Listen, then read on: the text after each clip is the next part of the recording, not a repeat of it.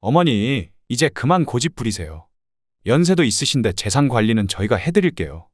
내 재산 내가 관리한다는데 왜 자꾸 간섭하는 거야? 간섭이 아니라 도와드리는 거예요. 어머니 혼자서는 감당하기 어려우실 텐데. 민수야, 내가 언제부터 내 살림 못했니? 70년을 혼자 잘 살아왔어. 어머님, 요즘 노인들 사기 당하는 일 많잖아요. 얼마 전에도 뉴스에서. 나보고 치매 걸렸다고 소문내고 다니는 건 누구야? 이웃들이 다 이상한 눈으로 보더라고. 어머님, 그건 오해세요. 저희가 언제 그런 말을. 거짓말 하지 마. 박 할머니가 다 얘기해줬어. 내가 정신이 이상해져서 돈 관리 못한다고 소문내고 다닌다면서? 어머님 건강이 걱정돼서 그런 겁니다. 그럼 손주는 왜 못 만나게 하는 거야? 할머니가 나쁜 사람이라고 가르치고? 엄마, 이제 그만해요. 엄마가 이러니까 저희가 어쩔 수 없잖아요.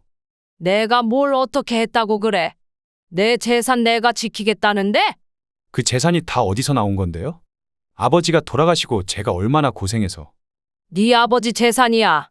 내가 평생 지켜온 거고. 니들 줄 생각 없어. 어머니가 어떻게 하실 건데요? 손주도 못 보게 하고 이웃들한테도 다 소문낼 거예요. 니들이 날 이렇게 괴롭히는 걸 다 녹음해뒀어. 법적으로 대응할 거야. 엄마, 우리 자식 인생도 생각 안 하세요? 이제 내가 인간이길 포기했구나. 부모를 이렇게 대하는 게 사람이 할 짓이니? 내가 널 어떻게 키웠는데? 안녕하세요. 70대 한 어머니인 김순자입니다. 손주가 보고 싶어 찾아간 아들 집 앞에서 비극은 시작되었습니다. 익숙한 비밀번호를 눌렀지만 문은 열리지 않았고 몇 번을 다시 시도해도 소용이 없었습니다. 결국 인터폰을 눌렀습니다. 누구세요? 아들의 목소리가 들렸습니다. 민수야, 엄마야. 비밀번호가 안 맞네. 잠시 침묵이 흐르더니 현관문이 살짝 열렸습니다. 반가운 마음에 미소를 지었지만 아들의 표정은 차가웠습니다. 현관 앞에 서서 저를 안으로 들이지 않았습니다. 엄마, 이제 오지 마세요. 비밀번호도 바꿨으니까. 아들의 말에 귀를 의심했습니다. 40년을 키운 내 아들이 맞나 싶을 정도로 차가운 목소리였습니다. 믿을 수 없는 현실에 가슴이 덜컥 내려앉았습니다. 무슨 소리야? 손주 보러 왔는데. 재산 정리부터 하고 오시면 그때 생각해 볼게요. 아들 뒤로 며느리의 모습이 보였습니다. 저를 비웃듯 바라보기만 할 뿐 아무 말도 하지 않았습니다. 손주 얼굴이라도 보여달라는 저희 부탁에도 아들은 고개를 저었습니다. 할머니 왔어. 저는 현관문 틈으로 소리쳤습니다. 시끄럽게 하지 마세요. 애 낮잠 자요. 나중에 연락드릴게요. 문이 닫히는 소리와 함께 저는 복도에 홀로 남겨졌습니다. 손주의 웃음소리가 들리는 것 같아 자꾸만 뒤돌아보게 됐습니다. 할머니 보고 싶어요. 하며 안기던 손주의 모습이 떠올랐습니다. 집으로 돌아오는 길 발걸음이 무거웠습니다. 일주일 전 아들이 갑자기 재산 이야기를 꺼냈던 날이 떠올랐습니다. 당시에는 그저 걱정해주는 줄로만 알았는데 이런 의도였다니 배신감이 밀려왔습니다. 정말 자식이 달라진 걸까? 몇 달 전 갑작스러운 방문으로 시작된 아들과 며느리의 변화가 이해되지 않았습니다. 평소처럼 일요일 오후 TV를 보고 있을 때 초인종이 울렸습니다. 아들 부부가 케이크를 들고 웃으며 들어왔습니다. 엄마, 오랜만에 왔어요. 잘 지내셨죠? 어머님, 저희가 케이크 사왔어요. 손주도 보고 싶으시죠? 고맙다. 오랜만에 왔네. 손주는 어디 있어? 학원에 있어요. 이따 데리러 갈 거예요. 자연스러운 대화가 오갔지만 커피를 마시던 중 아들이 갑자기 분위기를 바꿨습니다. 테이블 위에 서류 봉투를 올려놓는 모습이 이상했습니다. 어머니, 이제 나이도 있으시니 재산 정리를 하셔야죠. 예상치 못한 말에 커피잔을 내려놓았습니다. 불쑥 던진 말이 당황스러웠지만 순간 그저 걱정해주는 줄로만 알았습니다. 갑자기 그런 말을 하니? 내가 아직 정신 멀쩡하고 몸도 건강한데. 아니, 그게 아니라 아들이 말을 더듬었습니다. 이때 며느리가 끼어들었습니다. 소파에서 일어나 제 옆에 바짝 붙어 앉으며 손을 잡았습니다. 어머님, 연세도 있으시고 관리하기 힘드실 텐데 저희가 도와드릴게요. 어머님 편하시라고 하는 거예요. 그녀의 말투는 친절했지만 눈빛에서 다른 의도가 느껴졌습니다. 손을 빼내며 자리에서 일어났습니다. 난 아직 혼자서도 충분히 관리할 수 있어. 너희 걱정 안 해도 돼. 엄마, 미리 준비하는 게 좋잖아요. 갑자기 무슨 일 생기면 복잡해져요. 내가 언제 죽을지 모르니까 미리 재산 정리하라는 소리구나. 방금 전까지 화기애애하던 분위기가 순식간에 냉랭해졌습니다. 아들은 서류 봉투를 다시 가방에 넣으며 미소를 지었지만 그 미소가 어색했습니다. 그런 게 아니라 어머니 편하시라고. 난 충분히 편하게 살고 있어. 더 이상 그 얘기는 하지 말자. 그날 이후 아들과 며느리는 돌변했습니다. 제가 거절한 직후부터 며느리는 화장실에 간다며 나가더니 한참을 휴대폰으로 통화했습니다. 그리고 돌아와 서둘러 아들을 재촉했습니다. 여보, 우리 이제 가봐야 할 것 같아요. 엄마, 다음에 또 올게요. 생각 좀 해보세요. 그렇게 서둘러 나간 이후 전화도 받지 않고 문자도 무시하기 시작했습니다. 손주와의 영상 통화도 끊겼습니다. 연락이 안 되어 걱정되어 문자를 보냈습니다. 손주랑 통화 좀 하자. 할머니가 보고 싶어. 몇 시간 뒤에야 온 답장은 더 당황스러웠습니다. 손주가 아파서 당분간 통화 어려울 것 같아요. 나중에 연락드릴게요. 가슴이 철렁 내려앉았습니다. 손주가 아프다니 걱정되었지만 더 이상의 연락은 없었습니다. 이제 와서 생각해보니 그날의 케이크와 방문은 모두 계획된 것이었습니다. 재산을 노리고 접근한 것이었다니 믿기 힘든 현실이 저를 무겁게 짓눌렀습니다. 일주일간 연락이 두절된 후 손주가 정말 아픈 건지 확인하고 싶어 병원에 다녀오는 길에 우연히 손주를 마주쳤습니다. 동네 약국 앞을 지나가는데 유치원 가방을 메고 있는 손주의 뒷모습이 보였습니다. 심장이 쿵쾅거렸습니다. 할머니야. 손주가 뒤돌아보더니 환하게 웃으며 저에게 달려왔습니다. 할머니, 보고 싶었어요. 할머니도 너무 보고 싶었어. 아프다고 해서 걱정했는데 괜찮아? 아프지 않았어요. 엄마가 할머니는 나쁜 사람이래요. 손주의 순진한 대답에 심장이 멎는 듯 했습니다. 그런데 바로 그때 뒤에서 급하게 달려오는 발소리가 들렸습니다. 며느리였습니다. 이리 와. 며느리가 손주를 거칠게 잡아 끌었습니다. 당황한 손주는 제게 손을 뻗었지만 며느리는 그대로 손주를 차에 태우려 했습니다. 잠깐만. 이러시면 안 되죠, 어머님. 애 혼란스럽게 하지 마세요. 내가 뭘 어떻게 했다고 손주를 이렇게 데려가는 거야? 할머니가 돈만 좋아한대. 아빠가 그랬어. 손주의 말에 저는 그 자리에 얼어붙었습니다. 며느리는 황급히 손주를 차에 태웠습니다. 창문 너머로 저를 바라보는 손주의 눈빛이 아직도 선합니다. 할머니 보고 싶어요. 차가 출발하고 한참을 그 자리에 서 있었습니다. 손주에게 저를 어떻게 설명했는지 상상하니 가슴이 무너졌습니다. 집에 돌아와 아들에게 전화했지만 여전히 받지 않았습니다.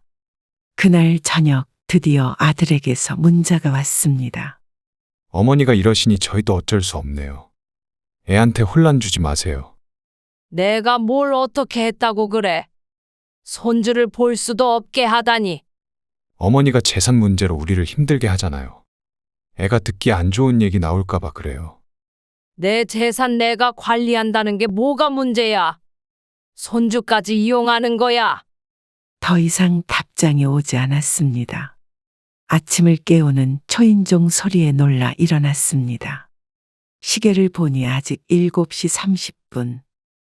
이른 시간에 찾아오는 사람이 누굴까 싶어 서둘러 문을 열었습니다. 예상치 못하게 아들과 며느리가 서 있었습니다. 엄마, 준비하세요. 같이 나가요. 민수야, 이 시간에 웬일이야? 무슨 일 있니? 은행에 같이 가보시죠. 아무 예고도 없이 들이닥친 그들의 눈빛이 심상치 않았습니다. 며느리는 현관에 들어서자마자 거실을 둘러보더니 제 가방을 가리켰습니다. 통장이랑 도장 가져오세요. 오래 걸리지 않을 거예요. 갑자기 무슨 소리야? 내가 왜 은행에 가야 해? 어머니가 돈 관리하기에는 너무 위험하잖아요. 아들의 말투는 겉으로는 걱정스러워 보였지만 어딘가 이상했습니다. 두 사람이 서둘러 저를 밖으로 데려가려는 의도가 의심스러워 거절했습니다. 난 오늘 약속이 있어. 나중에 얘기하자. 무슨 약속인데요? 누구랑 만나시는 거예요? 며느리의 질문에 불쾌함이 밀려왔습니다. 제 일정을 이렇게 캐묻는 것이 처음이었습니다. 그건 왜 궁금해? 내 개인 약속이야. 대답 대신 며느리는 제 서랍을 뒤지기 시작했습니다. 거실 수납장을 열더니 서류를 찾는 듯한 행동에 당황했습니다. 지금 뭐 하는 거야? 남의 집 서랍을 왜 뒤져? 어머님 통장이 어디 있는지 알려주세요. 저희가 정리해 드릴게요. 참을 수 없는 분노가 치밀어 올랐습니다. 집 안에 들어와 제 물건을 마음대로 뒤지는 행동에 화를 냈습니다. 당장 그만두고 나가. 이게 무슨 짓이야? 이제 그만 고집 부리시고 재산 정리나 하세요. 아들이 숨겨둔 성내를 드러냈습니다. 지금까지 한 번도 본 적 없는 격한 목소리에 놀랐습니다. 그동안 모아둔 돈 다 어디다 숨겼어? 이제 솔직하게 말해. 아들은 제 침실로 향했고 저는 그를 막아섰습니다. 며느리도 부엌 서랍을 뒤지기 시작했습니다. 당장 멈추지 않으면 경찰 부를 거야. 이런 식으로 나오시면 저희도 어쩔 수 없어요. 아들은 이미 제 침실 서랍을 뒤지고 있었습니다. 소중히 간직한 사진첩과 유품들이 바닥에 흩어졌습니다. 재산 정리 깔끔하게 해주시면 손주도 매일 보실 수 있어요. 며느리의 말에 담긴 협박이 너무나 명확했습니다. 손주를 볼모로 삼아 재산을 요구하는 모습에 마음이 무너졌습니다. 이렇게까지 할 필요 있니? 필요 있고 없고가 아니라 당연한 거 아닙니까? 아들의 눈빛이 낯설게 느껴졌습니다. 40년간 키운 내 아들이 맞는지 의심스러울 정도였습니다. 이제 와서 뭘 그렇게 움켜쥐고 계세요? 어차피 다 우리 것들 텐데. 며느리의 노골적인 말에 충격을 받았습니다. 더 이상의 대화가 무의미하다고 느꼈습니다. 지금 당장 나가. 2번 다시 이런 식으로 오지 마. 결국 그들은 빈손으로 돌아갔지만 끔찍한 경고를 남기고 갔습니다. 현관문이 쾅하고 닫히는 소리가 아직도 귓가에 맴돕니다. 이렇게 나오시면 법적으로 해결할 수밖에 없어요. 곧 연락드릴게요. 집안은 그들이 뒤진 흔적으로 엉망이 되어 있었습니다. 바닥에 떨어진 제 옷가지들을 보며 눈물이 흘렀습니다. 소파에 앉아 떨리는 손으로 물 한 잔을 마시며 생각했습니다. 이게 정말 제가 키운 아들의 모습일까요? 평생 모은 재산이 결국 자식의 탐욕을 키운 걸까요? 그날 밤 옆집 할머니가 방문했습니다. 아들이 찾아왔었다고요? 네, 지난주에 왔었어요. 할머니 건강 상태가 안 좋다고 걱정하더라고요. 뭐라고 하던가요? 자세히 말해줄 수 있어요? 기억력이 많이 떨어지셨대요. 혼자 중얼거리고 다니시고 재산 관리도 못하실 정도라고. 순간 분노가 치밀었지만 애써 감정을 억눌렀습니다. 자식들이 이웃들에게까지 거짓말을 퍼뜨리고 있었습니다. 그래요. 고마워요. 알려주셔서. 이제는 창문 밖을 내다보는 것조차 두려워졌습니다. 매일 밤 이불 속에서 훌쩍이는 것이 일상이 되었습니다. 화장실에서 몰래 전화해야 하는 신세가 되었고, 카드 사용도 두려워 현금만 사용하게 되었습니다. 감옥 같은 일상 속에서 이렇게 사는 것이 과연 살아있는 것인지 의문이 들었습니다. 하지만 더 이상 가만히 있을 순 없었습니다. 무언가 대책을 세워야 했습니다. 아침 6시 깊은 잠에서 깨어난 것은 현관문 초인종 소리 때문이었습니다. 시계를 확인하고 누구일까 의아해하며 문을 열었습니다. 아들과 며느리가 정장을 차려입고 서 있었습니다. 특히 아들은 정장 안주머니에서 서류 봉투를 꺼내 들고 있었습니다. 어머니, 도장 챙기시고 나오세요. 이 시간에 웬일이야? 도장은 왜? 공증 받으러 가야 해요. 이제 그만 고집 부리시고 도장 찍으세요. 아들의 말투는 마치 명령하는 것 같았습니다. 며느리는 시계를 보며 조급해하는 모습이었습니다. 시간 없어요. 빨리 준비하세요. 변호사님이 기다리고 계시니까. 무슨 공증? 난 아무것도 모르는데 갑자기 공증은 무슨 소리야? 아들이 서류 봉투에서 여러 장의 문서를 꺼내 보여주었습니다. 겉표지에 증여계약서라는 글자가 눈에 들어왔습니다. 어머니가 이러시면 법적으로 해결할 수밖에 없어요. 법적으로? 네가 지금 엄마한테 무슨 소리야? 며느리가 한 걸음 앞으로 나서며 냉랭한 목소리로 말했습니다. 재산 관리 못하신다는 진단서도 준비해뒀으니까 강제로 할 수도 있어요. 충격적인 말에 온몸이 떨렸습니다. 제 몰래 진단서까지 준비했다는 말에 심장이 내려앉는 기분이었습니다. 힘겹게 목소리를 냈습니다. 무슨 진단서? 어머님이 치매 증상이 있으신 것 같아서요. 거짓말과 위협으로 저를 몰아세우는 모습에 분노가 치밀었습니다. 하지만 겉으로는 침착함을 유지하려 노력했습니다. 당장 나가. 내 집에서 이런 협박을 하다니. 도장만 찍으시면 모든 게 편해질 텐데 왜 이렇게 어렵게 가세요? 아들의 달콤한 말 속에 독이 묻어 있었습니다. 전에 없던 사악한 미소가 그의 입가에 걸려 있었습니다. 증여계약서에 서명만 하시면 돼요. 손주도 다시 볼 수 있고.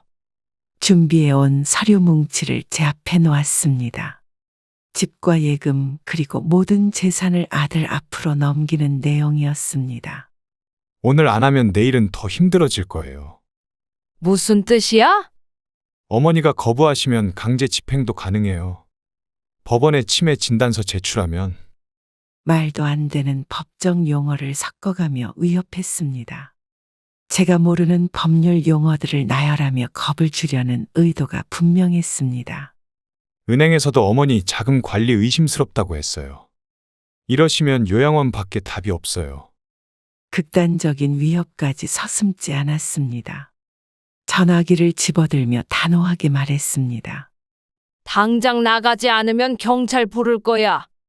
내가 치매 걸렸는지 아닌지는 종합병원에서 제대로 검사받으면 알 수 있을 거야.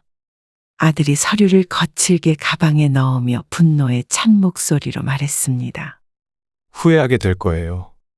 어머니가 이렇게 나오실 줄 알았어요. 현관문을 쾅 닫고 나가는 소리가 울려 퍼졌습니다. 문이 닫힌 후에야 떨리는 다리에 힘이 풀려 바닥에 주저앉았습니다. 이제는 제 집 문을 잠그고 사는 신세가 됐습니다. 창문 밖을 내다볼 때마다 그들이 지켜보고 있을까 두려웠습니다. 평생 모은 재산이 이렇게 저주가 될 줄은 몰랐습니다. 이대로는 안 돼. 혼잣말을 중얼거리며 결심했습니다. 이제는 싸워야 할 때였습니다. 공증 거부 후 일주일간 평온했습니다. 하지만 그것도 잠시 밤 11시가 넘어 핸드폰에 문자 알림음이 울렸습니다. 아들의 메시지였습니다. 화면을 켜자마자 가슴이 철렁 내려앉았습니다. 이웃들한테 다 알릴 거예요. 어머니가 정신 이상이라고. 더 이상 참을 수 없어 핸드폰을 껐습니다. 하지만 이내 켰습니다. 혹시나 무슨 일이 생길까 두려웠기 때문입니다.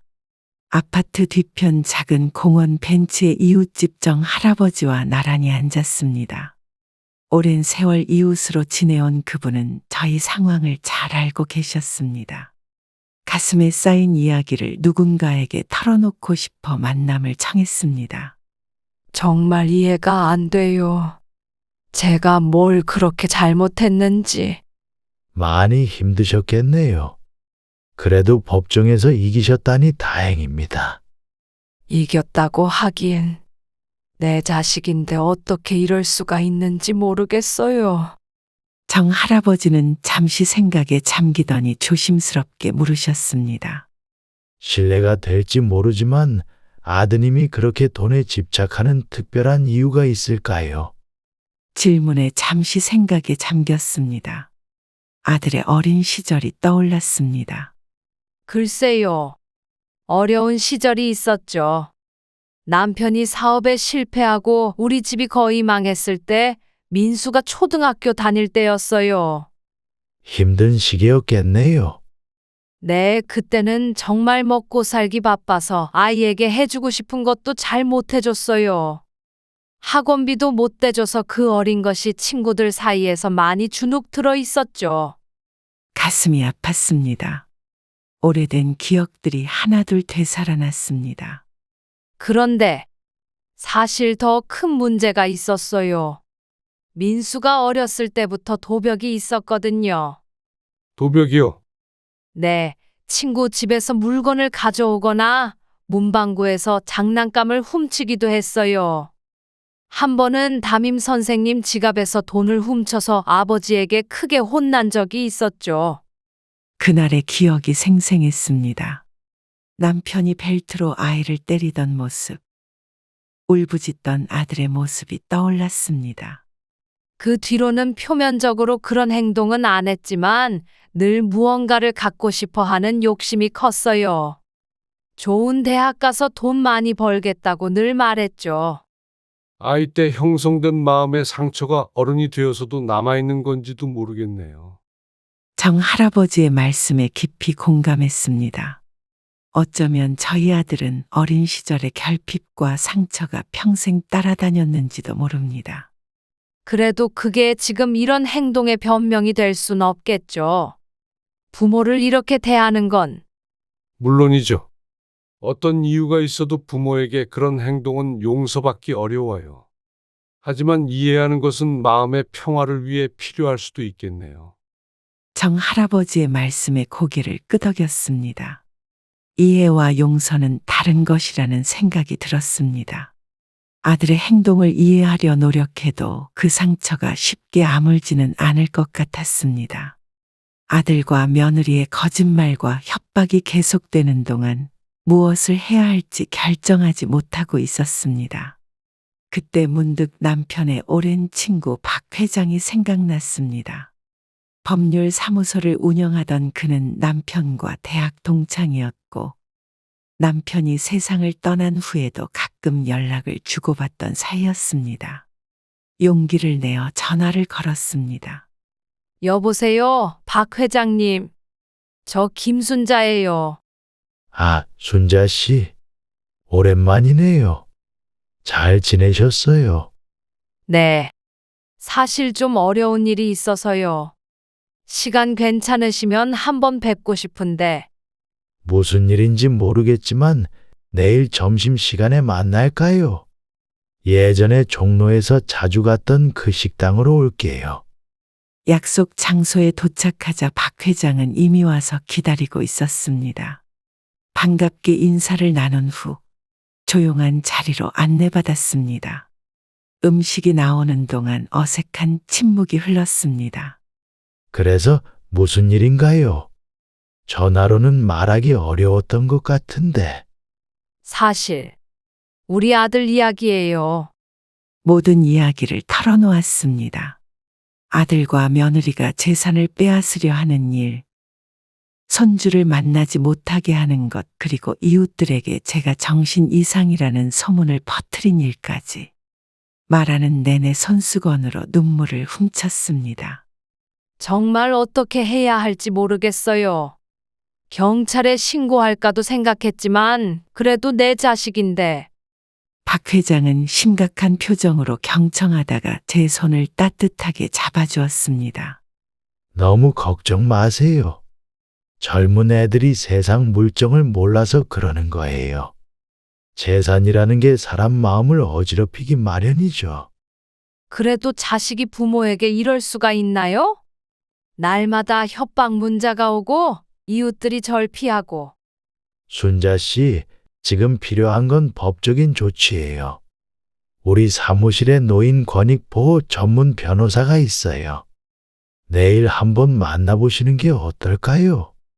박 회장의 조언에 안도감이 밀려왔습니다. 혼자가 아니라는 생각에 마음이 든든해졌습니다. 정말 고맙습니다. 어떻게 해야 할지 막막했는데. 영호가 살아있었다면 더 일찍 도와줬을 텐데. 늦어서 미안해요. 내일 아침 10시에 우리 사무실로 오세요. 제가 직접 모시고 갈게요. 다음 날 아침 박 회장과 함께 법률 사무소에 방문했습니다. 그가 소개해준 김 변호사는 50대 중반의 차분한 인상의 여성이었습니다. 제 이야기를 꼼꼼히 메모하며 경청했습니다. 자녀들이 부모님의 재산을 노리는 경우 이런 수법을 많이 쓰죠. 어떻게 하면 좋을까요? 경찰에 신고해야 할까요? 우선은 유언장부터 작성하시는 게 좋겠습니다. 재산을 어떻게 처분할지 명확히 해두면 자녀들의 불안감이 커지고 행동이 달라질 수 있어요. 김 변호사의 제안에 솔깃했습니다. 하지만 한편으로는 걱정도 되었습니다. 유언장을 쓰면 아들이 더 화내지 않을까요? 이미 충분히 관계가 안 좋은데. 걱정 마세요. 유언장은 비밀리에 보관할 수 있습니다. 그리고 이건 방어수단이에요. 아드님에게 알리지 않고 준비하는 거죠. 박 회장도 고개를 끄덕이며 동의했습니다. 그리고 협박 문자나 녹음한 내용이 있으시면 증거로 모아두세요. 나중에 법적으로 필요할 수 있어요. 제가 몰래 녹음한 것도 있고 문자도 다 저장해뒀어요. 잘하셨습니다. 이런 증거들이 나중에 큰 힘이 됩니다. 상담을 마치고 나오면서 처음으로 희망이 보이는 것 같았습니다. 박 회장이 차로 데려다 주겠다고 했지만 잠시 혼자 걷고 싶다고 말했습니다. 정말 감사합니다, 박 회장님. 덕분에 마음이 한결 가벼워졌어요. 순자 씨, 혼자 해결하려고 하지 마세요. 언제든 도움이 필요하면 연락 주세요. 거리를 걸으며 생각했습니다.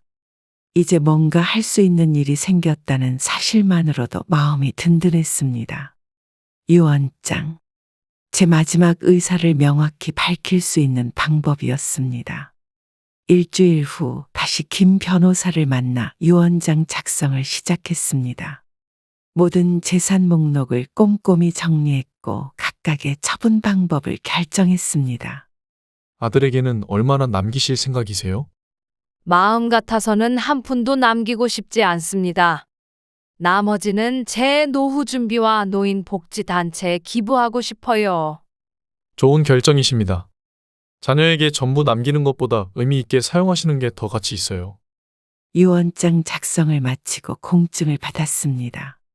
김 변호사는 사본을 안전하게 보관하겠다고 약속했고 원본은 제가 가져왔습니다.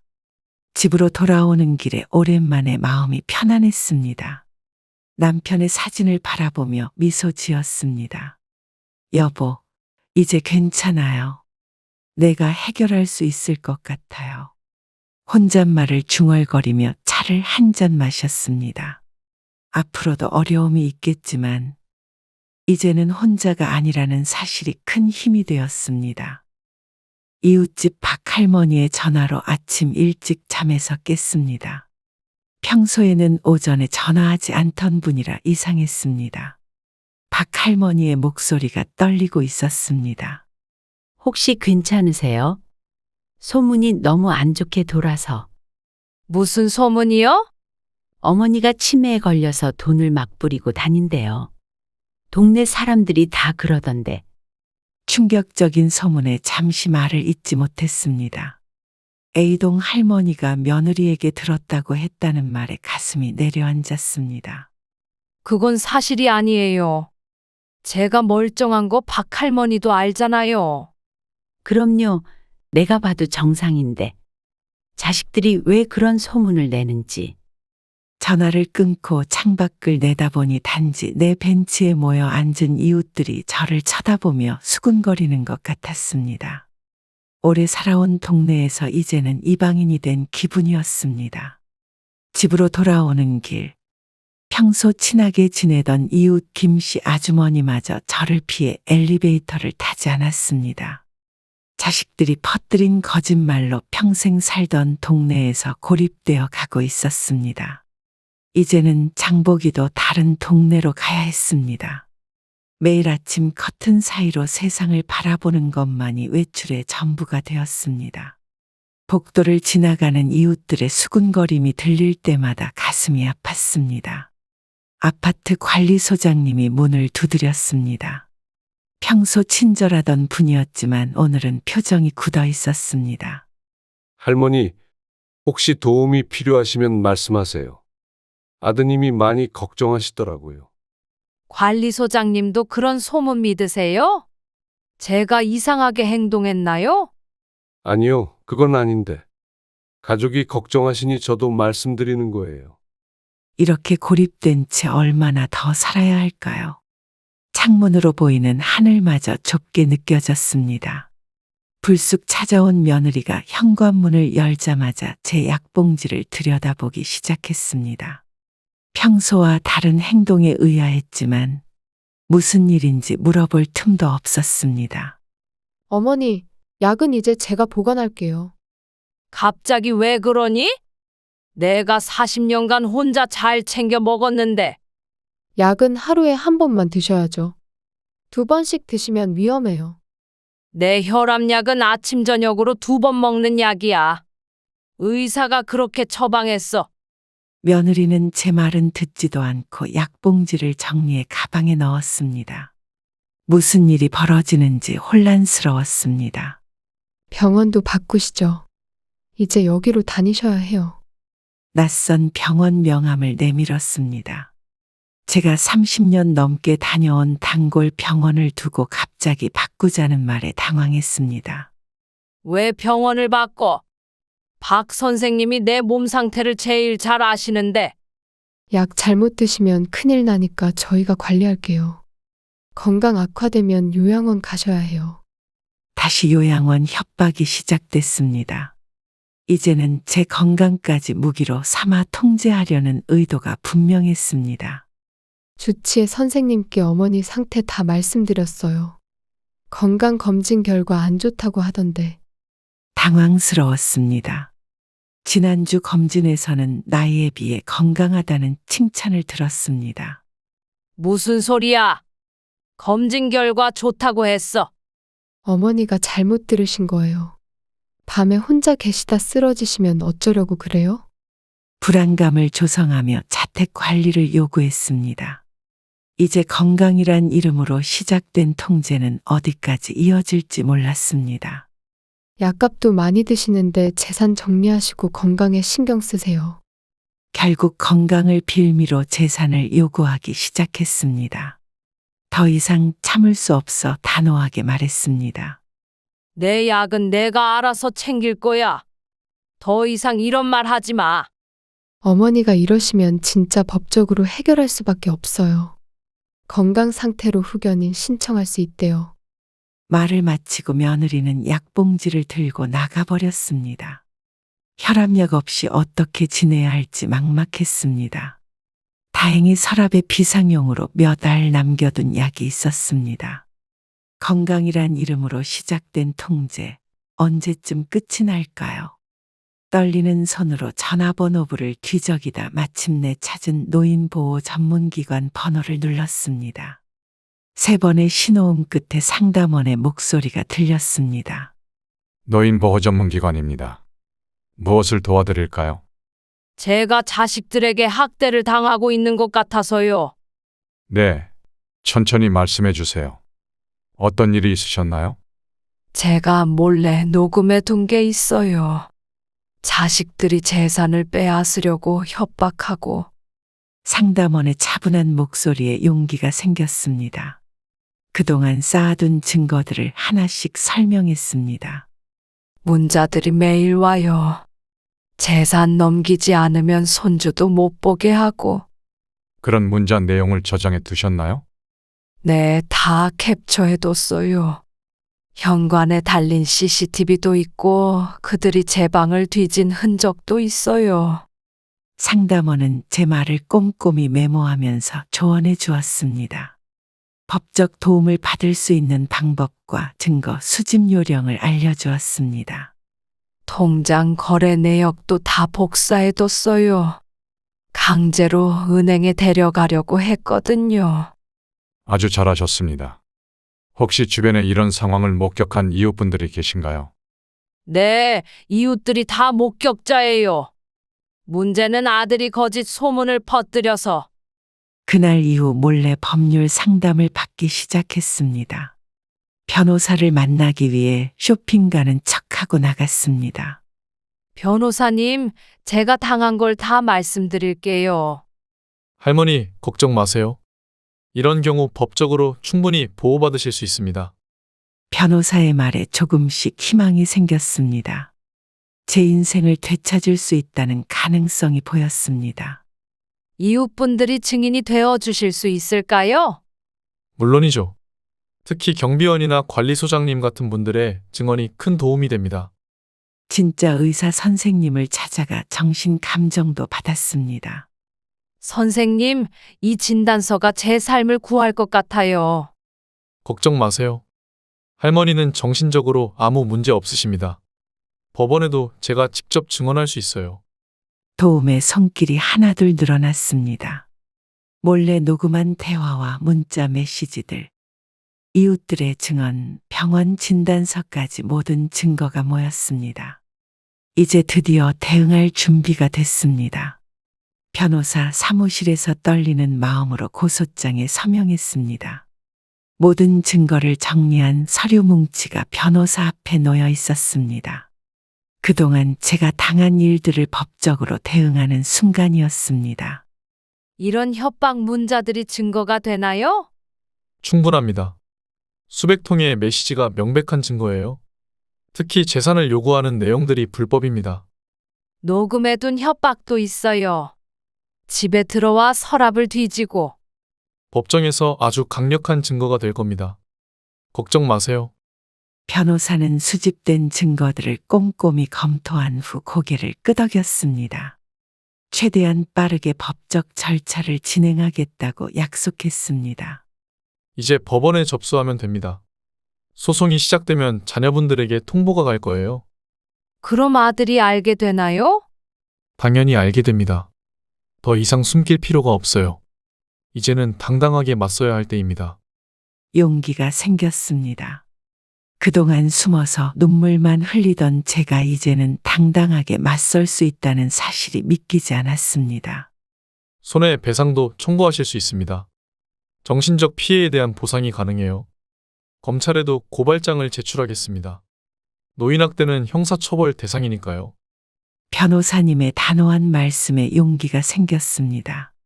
그동안 당한 고통이 헛되지 않을 것이라는 희망이 보였습니다. 이런 학대는 반드시 처벌받아야 합니다. 언론에서도 관심 가질 만한 사건이에요. 언론까지는.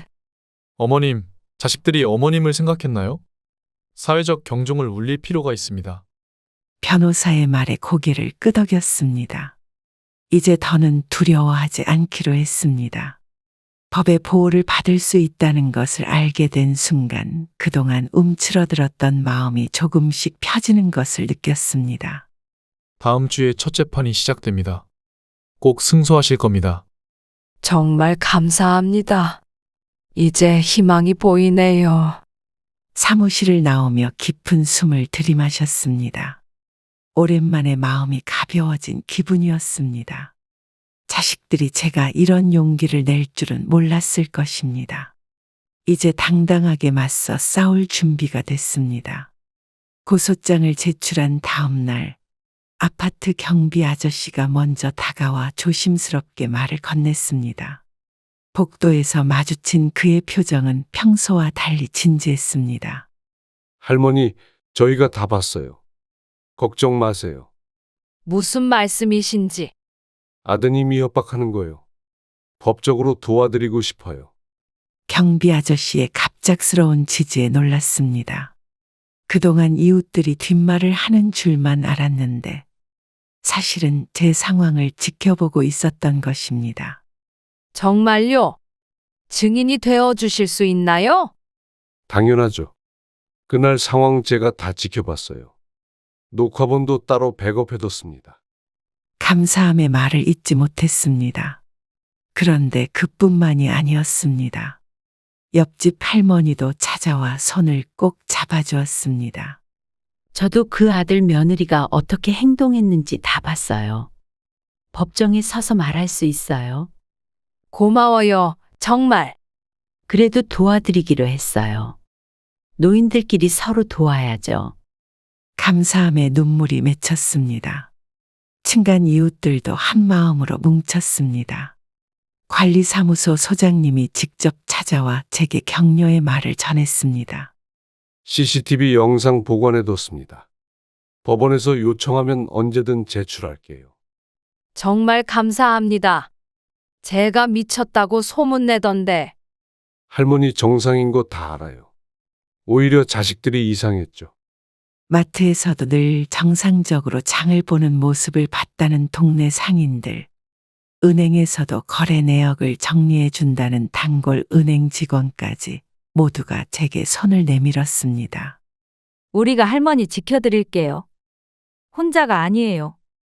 주민들의 따뜻한 마음이 모여들었습니다. 홀로 싸우는 것이 아니라는 사실에 큰 위로를 받았습니다. 이웃들의 지지 덕분에 더 큰 힘을 낼 수 있었습니다. 세상이 아직 따뜻하다는 걸 느끼며 이제는 당당하게 맞설 용기가 생겼습니다. 법정에 들어서자 긴장감이 온몸을 휘감았습니다. 재판정 앞쪽에 아들과 며느리가 앉아 있었습니다. 몇 개월 만에 마주하는 그들의 뒷모습이 낯설게 느껴졌습니다. 변호사가 제 손을 꼭 잡아주며 용기를 북돋아 주었습니다. 피고인들은 모두 나와 주시기 바랍니다. 네, 재판장님. 판사의 목소리에 아들과 며느리가 일어섰습니다. 제가 증인석에 앉자 아들은 잠시 눈을 마주치더니 곧 고개를 돌렸습니다. 증거물 제출합니다. 협박성 문자 메시지입니다. 변호사가 수백 통의 문자를 스크린에 띄웠습니다. 법정에는 침묵이 흘렀습니다. 아들의 얼굴이 창백해졌습니다. 녹취록을 들려드리겠습니다. 자식들의 협박이 법정에 울려 퍼졌습니다. 며느리가 손수건으로 입을 가렸습니다. 증인석에 경비원 김철수 씨 나와 주시기 바랍니다. 경비 아저씨가 증언대에 올라 당시 상황을 자세히 증언했습니다. 그날 피고인들이 할머니 집에 강제로 들어가는 걸 봤습니다. 약 1시간 후 나올 때는 집안이 난장판이 되어 있었고 할머니는 울고 계셨어요. 이어 CCTV 영상이 재생되었습니다. 제 집 앞 복도에서 벌어진 일들이 고스란히 담겨 있었습니다. 은행 거래 내역 제출합니다. 강제 인출 시도의 증거입니다. 변호사의 준비가 완벽했습니다. 아들의 표정이 점점 더 굳어갔습니다. 이웃 주민 박순자 씨의 증언을 듣겠습니다. 옆집 할머니가 나와 당시 들었던 협박 소리와 며느리가 퍼뜨린 거짓 소문에 대해 증언했습니다. 피고인들은 혐의를 인정하십니까? 판사의 질문에 법정은 다시 조용해졌습니다. 아들과 며느리는 잠시 서로를 바라보더니 변호사와 소곤거렸습니다. 일부 인정합니다. 하지만 어머니를 위한 마음에서. 피고인들의 변명이 궁색해 보입니다. 이런 비인도적 행위는 법으로 엄중히 처벌받아 마땅합니다. 변호사의 단호한 목소리가 법정에 울렸습니다. 아들의 얼굴이 더 창백해졌습니다. 피해자의 마지막 진술을 듣겠습니다. 떨리는 마음으로 법정에 섰습니다. 그동안 제가 겪은 일들을 차분히 말씀드렸습니다. 저는 제 아들을 사랑합니다. 하지만 재산을 빼앗기 위해 이런 짓을 한 것은 용서할 수 없습니다. 특히 손주를 볼모로 삼은 것이 가장 가슴 아팠습니다. 진실이 하나둘 밝혀질 때마다 아들과 며느리의 표정이 더욱 어두워졌습니다. 법의 심판대 앞에서 정의가 실현되는 순간이었습니다. 긴 고통의 터널에서 빛이 보이기 시작했고, 이제야 제 삶을 되찾을 수 있을 것 같았습니다. 재판장이 최종 판결을 내리기 전 아들이 제게 목소리를 낮춰 말했습니다. 어머니, 저희가 너무했어요. 이제 알겠어요. 하지만 그의 눈빛에는 여전히 계산적인 무언가가 있었습니다. 이제는 단순한 말로 저를 설득할 수 없다는 것을 그도 알고 있었을 것입니다. 판결 직후 법정 박복도에서 아들과 며느리가 무릎을 꿇었습니다. 사람들의 시선이 집중되는 가운데 그들의 얼굴에는 절박함이 가득했습니다. 재판장의 집행유예와 벌금형 선고를 받은 직후였습니다. 어머니, 저희가 잘못했어요. 제발 용서해 주세요. 일어나라. 여기서 이러지 마. 집행유예면 회사도 못 다녀요. 이러면 저희 가족 전체가 무너져요. 며느리의 얼굴이 창백하게 변했습니다. 그동안의 오만함은 온데간데없고 이제는 저를 두려워하는 눈빛이었습니다. 이제 와서 그런 말이 무슨 소용이니? 아들이 망연자실한 표정으로 중얼거렸습니다. 이러다 감옥 가겠어요. 어머니, 좀 살려주세요. 그들이 두려워하는 것은 저에 대한 미안함이 아니라 사회적 체면과 경제적 타격이었습니다. 손에 배상 판결문을 보며 며느리가 울음을 터뜨렸습니다. 회사에서 잘릴 것 같아요. 부장님이 벌써 알고 계시대요. 이웃들 얼굴을 어떻게 봐요? 아이들 학교에도 소문났을 거예요. 그제서야 체면을 걱정하기 시작했습니다. 자신들이 저에게 퍼뜨린 거짓 소문은 생각하지 않고 자신들의 평판만 걱정하는 모습이 씁쓸했습니다. 어머님, 저희 정말 뉘우치고 있어요. 다시는 이러지 않을게요. 진심인지 연기인지 구분이 안 되는 태도였습니다. 변호사가 다가와 제 어깨를 토닥였습니다. 이제라도 용서해 주세요. 손주도 할머니 보고 싶어 해요. 그동안 손주를 볼모로 삼았던 건 누구지? 아들은 말문이 막혔습니다. 뒤늦은 후회의 눈물을 보이는 그들을 바라보며 복잡한 감정이 밀려왔습니다. 모성애로 용서하고 싶은 마음과 그들의 악행에 대한 분노가 공존했습니다. 이미 엎질러진 물이야. 법의 심판을 받고서야 잘못을 깨닫다니. 엄마, 재산을 노리다 오히려 모든 것을 잃게 된 자식들의 모습이 안타까웠지만 이제 와서 눈물을 보여도 쉽게 믿을 수가 없었습니다. 평생 가슴에 칼을 꽂은 자식들을 용서는 할 수 있어도 잊을 순 없을 것 같았습니다. 법정을 나서는 발걸음이 무겁지만 당당했습니다. 공증사무소에 앉아 마지막 결단을 내리는 순간이었습니다. 변호사와 공증인 앞에서 제 재산 처분에 관한 최종 결정을 내렸습니다. 법적 전문가들이 지켜보는 가운데 서류에 서명하고 도장을 찍었습니다. 제 재산의 일부를 복지재단에 기부하겠습니다. 네, 이 서류에 서명하시면 법적 효력이 발생합니다. 확실히 결정하셨습니까? 네, 확실합니다. 불효자 자식은 상속 한 푼도 안 할 거예요. 공증인은 고개를 끄덕이며 서류를 정리했습니다.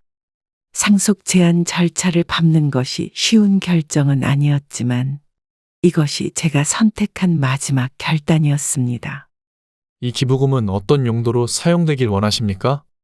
노인 학대 피해자들을 위한 쉼터와 법률 지원에 써주세요.